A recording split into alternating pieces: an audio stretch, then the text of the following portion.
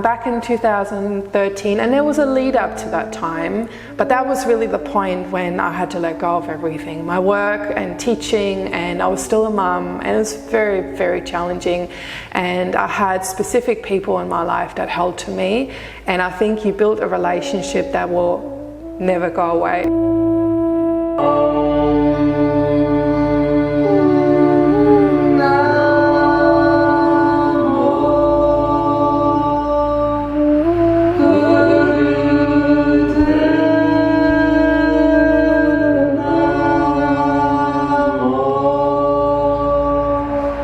So my name is Harjinder, and I've been teaching Kundalini Yoga for 11 years now, with this particular course for supporting adults with PTSD for the past 6 years.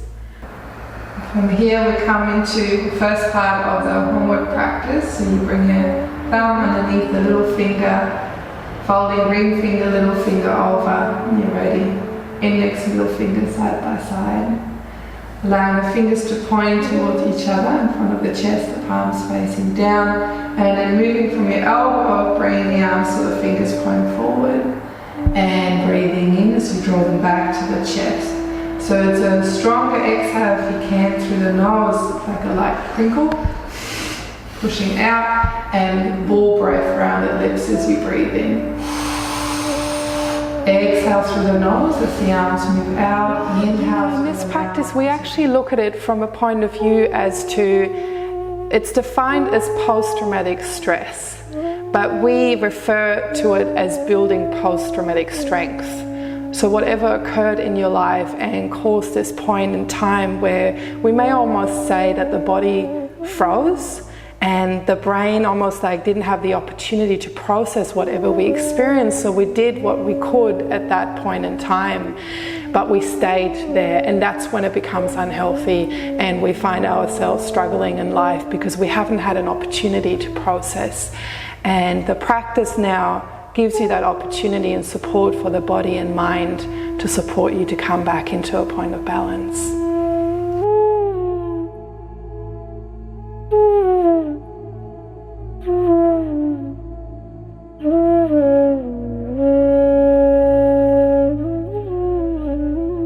Kundalini Yoga is interesting because it brings all these different aspects into the one practice. So you may have an aspect where you have your position of the body and a specific breath and also an eye focus if the student is comfortable with that, and then a hand position which we call a mudra, and we very often use mantra as well. What I really like about it is it offers you lots of entry points for the student to gain the benefits. And so if you struggle to do a posture, we can create basically the same effect by working with mantra. So we're intending to really heal the body from the inside out. Sa ta na ma, sa ta na ma.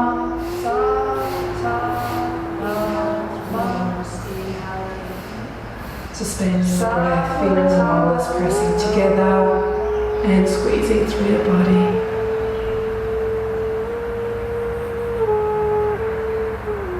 Exhale. And final time. So you create a steady rhythm, moving the arms right from the elbow, you're bouncing a ball in each hand. And then we add the breath through the nose, so each time you move the hands down, you exhale, and as they come up, you inhale. So it becomes quite a fast-paced breath. So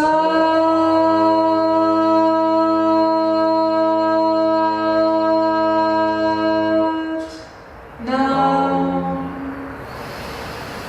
we teach the class in silence, and that's really there for the student to practice to go within, to observe their own process, their mind, and to learn to sit in the stillness and in the silence. And you know, we really acknowledge when you can do that, you can really manage your daily life. It's a really helpful technique. And we also work a lot with rhythm, so you'll find in the practice that we create a rhythmic breath or a rhythmic movement.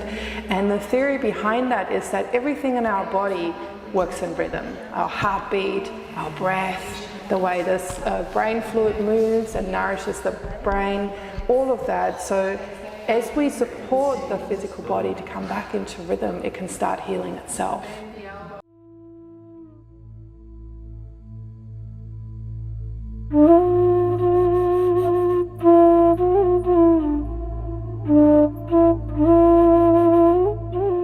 So when we teach adults with trauma and PTSD, we intend the environment to be safe and supportive. So the studio or the place where you practice wants to be one of being private, and also where they feel they can come and practice what it feels like for them to be safe in the practice. And also building trust with a practitioner is really important, that the students sort of can allow themselves to go inward.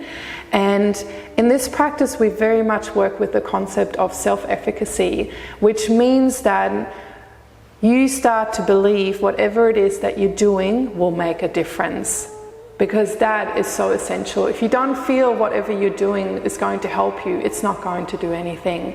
So we have specific techniques that support us to really start tapping into your own intuition, to know what you're doing right now can make a point of difference for you.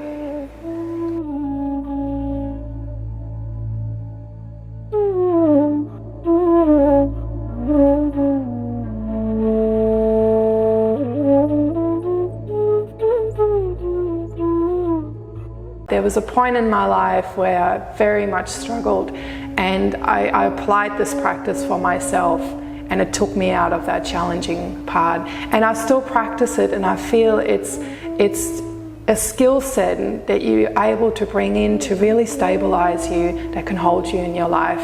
I think what I'm really grateful for is that I have the opportunity to be a trainer and teacher training. So we're taking people into this journey and process of a period of 6 months, and in that time I've seen incredible adjustment in people. But it's not so much that we have to become something, it's more we come home back to who we really are.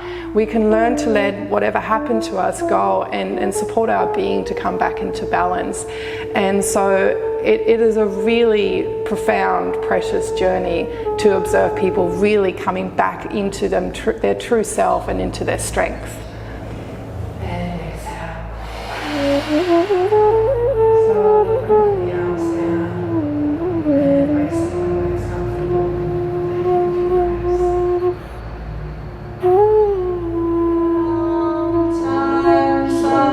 Sunshine upon you. All love surround you. So Kundalini is really your own innate energy that we all hold, and I like to keep it really practical. Sometimes people go quite spiritual when we talk about the Kundalini energy, but here the key point in Kundalini Yoga is really that you intend to prepare the body, especially the nervous system and the glandular system, to gain its strength again. So as the energy slowly is released within you, you can hold it, and you can hold it in the way that you're grounded in your body and you're able to live your life and live your potential and really do what you're here to do.